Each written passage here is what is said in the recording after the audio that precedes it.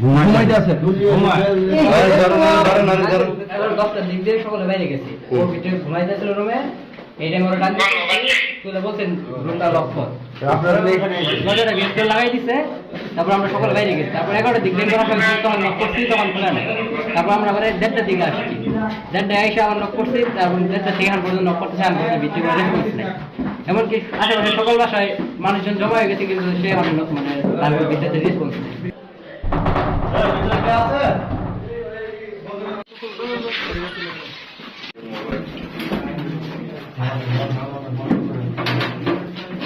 ভাই ভাই